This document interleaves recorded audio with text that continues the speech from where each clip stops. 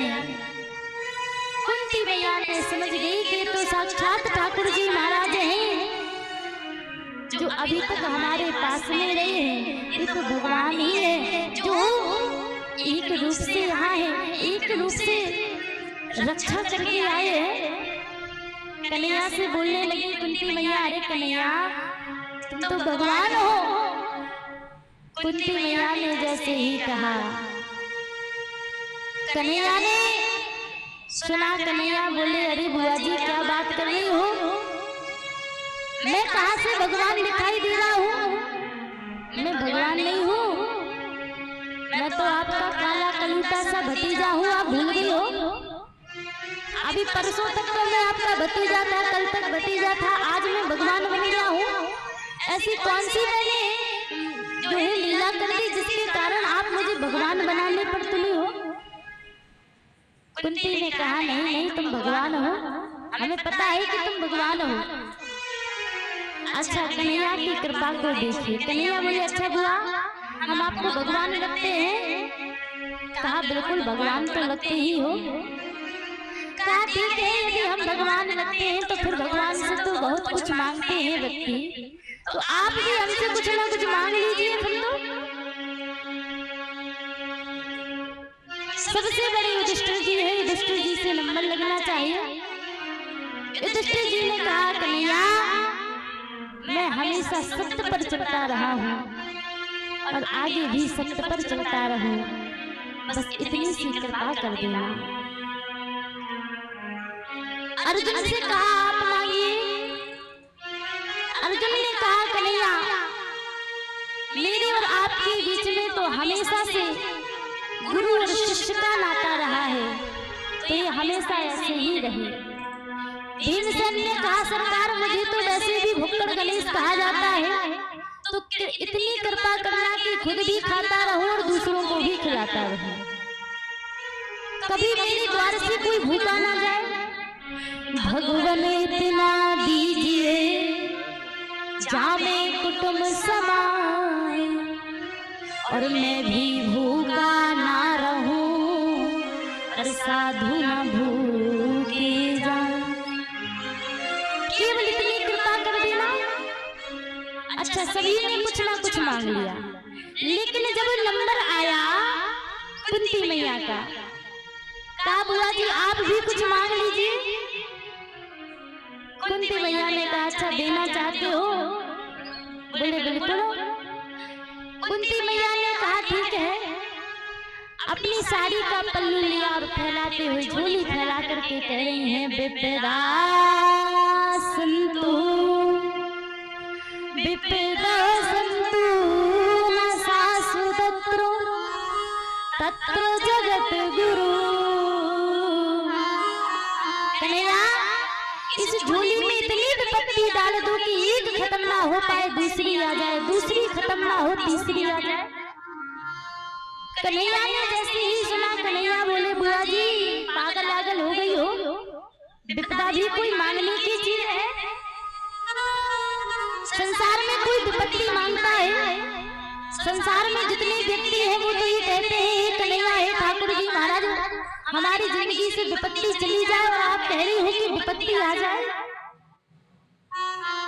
कुंती मैया ने जैसे ही सुना, कन्हैया कह रहे हो जिसका जीवन विपत्तियों से घिरा रहा हो, यदि कुंती मैया के जीवन में हम और आप ही एक नजर डालें तो कुंती मैया का नाम जो है वो प्रथा है।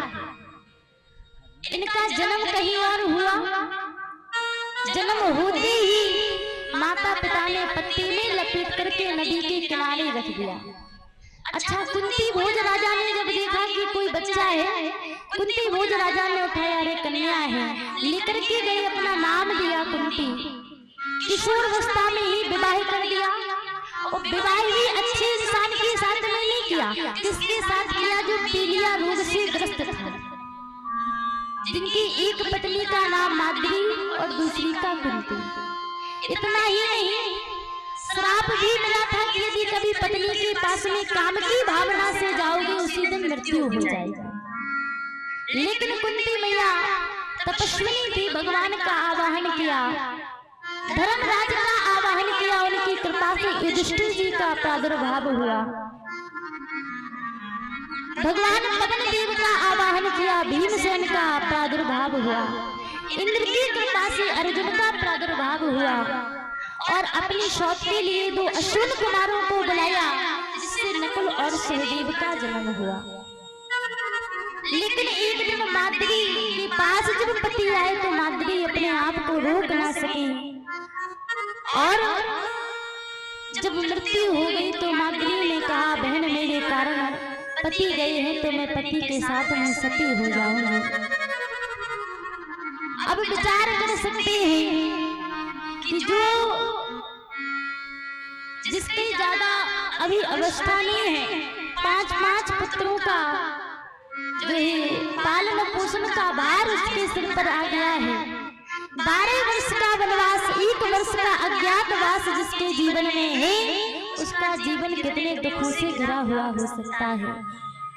यदि पत्नी के पास में पति होता है तो वो नारी हर कार्य कुशलता से कर लेती है।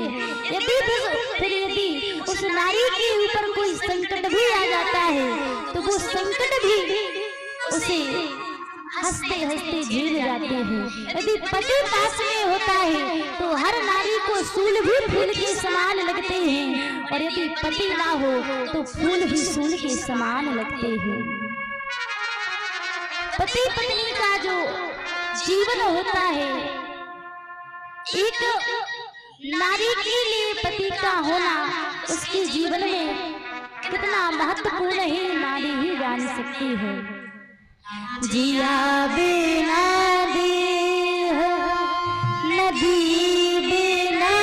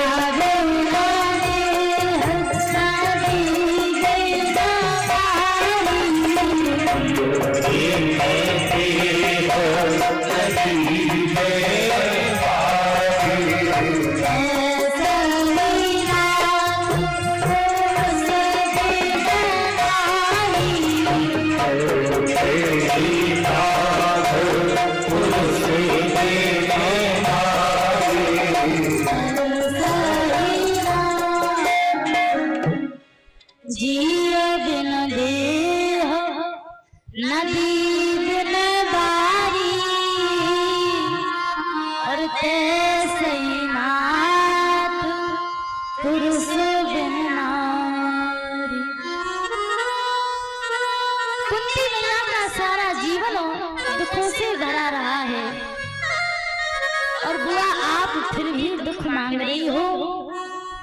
कुंती मैया ने कहा, लाला एक बात आपने ऐसी सोची है, लेकिन मेरा तो सोचने का भाव ही दूसरा है। आप ये सोच रहे हो कि मेरा जीवन दुखों से भरा हुआ निकला है, लेकिन मैं ये सोच रही हूँ कि अगर ये दुख नहीं आता तो क्या तुम मेरे पास में आते? ये दुख आया है तभी तो तुम मेरे पास में आए हो। यदि आज हम शुरू से अभी तक महलों में रहते, कोई दुख नहीं आता, तो क्या कन्हैया तुम अभी हमारे पास खड़े होते? क्या आज तुम हमें बुआ बुलाते? क्या हम तुम्हें अपना भतीजा मानते? नहीं। तो बताइए, जिस दुख में भगवान मिलते हैं और जिस सुख में भगवान को व्यक्ति भूल जाता है, वो सुख अच्छा है कि दुख अच्छा है? कुंती मैया ने कहा, कन्हैया इसलिए मुझे वो सुख नहीं चाहिए जिसमें तुम पास नहीं होते हो, मुझे तो वही दुख स्वीकार है जिसमें कम से कम तुम साथ में तो रहते हो। सुख के माथे सिल पड़े जो हर जाए, ओ बलिहारी बा दुख की जो पल पल ना